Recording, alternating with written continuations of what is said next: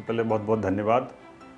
बहुत अच्छा फ़ील होता है जब आपकी मेहनत का आपको अच्छा नतीजा मिलता है, और किसी भी परीक्षा में पहली रैंक लाना, टॉप करना हमेशा ही एक अच्छी अनुभूति देता है। मैं अपनी सफलता का श्रेय परम पूज्य ईश्वर को देना चाहता हूँ, अपने माता पिता को, अपने परिवार को और अपने मित्रों को देता हूँ, जिनके सहयोग, जिनकी सहायता के बिना यह बिल्कुल असंभव था। मैंने हाई स्कूल की परीक्षा सरस्वती विद्या मंदिर रामपुर से की है। उसके बाद में इंटरमीडिएट की परीक्षा जैन इंटर कॉलेज रामपुर से की। उसके बाद में मैंने BTech ideal institute of technology Ghaziabad से कंप्लीट किया है। उसके बाद मैं सीधे प्रिपरेशन के लिए आ गया था सिविल सर्विसेज के लिए। इनिशियली मैंने सिविल सर्विसेज के लिए प्रिपरेशन स्टार्ट की थी। उसके बाद में 2008 में मेरे मित्रों ने कहा कि आपको यूपी पीसीएस भी देना चाहिए। तब 2008 में मैंने पहली बार उत्तर प्रदेश सिविल सेवा के बारे में सोचा था, और 2009 में मैंने प्रथम अटेम्प्ट दिया था, और ये मेरा दूसरा प्रयास था 2010 में। जैसा कि मैंने बताया कि मैं पहले से ही सिविल सर्विसेज की प्रिपरेशन कर रहा था। उसके बाद मैंने उत्तर प्रदेश सिविल सेवा की तरफ ध्यान दिया। इसके लिए मैंने अपने मित्रों से सलाह ली, अच्छे गाइडेंस के लिए, अच्छी बुक्स के लिए, बेसिक मटेरियल की स्टडी करने के लिए, और उसी का नतीजा है कि आज जो है परिणाम आपके सामने है। तैयारी शुरू करते समय मेरा विशेष ध्यान यही था कि सामान्य अध्ययन के लिए जो भी पुस्तकें पढूं वो एक क्वालिटी मटेरियल होना चाहिए।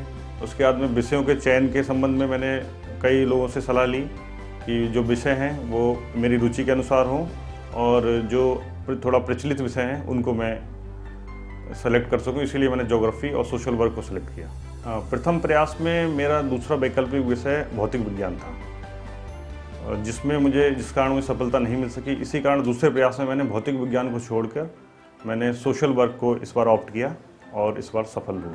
मुझे लगता है कि अभ्यर्थी को जो बेसिक स्टडी है, जो सब्जेक्ट्स की नॉलेज है, उसके लिए 1 से 2 वर्ष का समय चाहिए। वैसे ये व्यक्ति से व्यक्ति पे निर्भर करता है, और उसके बाद में उसे अपना अटेम्प्ट लेना चाहिए। जैसा कि मैंने बताया कि मैं सिविल सर्विसेज की प्रिपरेशन कर रहा था, तो मुझे ग्रेजुएशन के बाद अब तक तो कुल मिला के 7 साल का समय लगा है। लेकिन मैंने 2009 से ही जो है उत्तर प्रदेश सिविल सर्विसेज के बारे में सोचना शुरू किया था। मैंने भूगोल के लिए श्री माजिद हुसैन सर के यहाँ कोचिंग ली थी, और सामान्य अध्ययन के लिए वाजीरामन रेड्डी संस्थान के श्री एस चौधरी सर का व्यक्तिगत मार्गदर्शन मुझे मिला। अच्छा कोचिंग संस्थान है तो उसकी एक बहुत ही महत्वपूर्ण भूमिका है, लेकिन मुझे लगता है कि कोचिंग संस्थान कमर्शियली अपने इंटरेस्ट को सिद्ध करने के लिए यहाँ लगे हुए हैं। कुछ कोचिंग संस्थान अच्छे हैं, और मुझे लगता है कोचिंग संस्थानों से महत्वपूर्ण ये है कि उन कोचिंग संस्थानों में जो अध्यापक पढ़ा रहे हैं उनके बारे में अभ्यर्थी पहले से जाने, अपने मित्रों से, पहले सफल हुए विद्यार्थियों से, उसके बाद ही किसी कोचिंग संस्थान का चुनाव करें।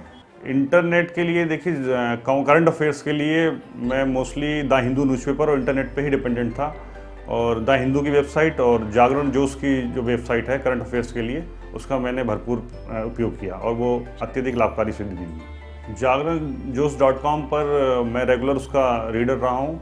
उस पर मुझे लगता है करंट अफेयर्स बहुत ही अच्छे से कवर किया जाता है, उसमें सभी सेक्शंस को कवर किया जाता है।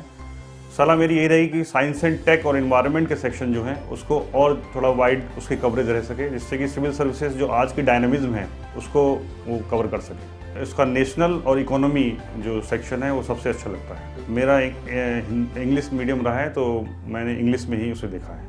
मुझे ऐसा नहीं लगता कि कोई भी माध्यम किसी माध्यम से बेहतर है। फ़र्क ये पड़ता है कि अभ्यर्थी किस माध्यम में अपने आप को सहज महसूस करता है, और उसकी उस भाषा पे कमांड होनी चाहिए। मेरी रुचि जो है बुक्स पढ़ना, क्रिकेट खेलना और बैडमिंटन खेलना रही है।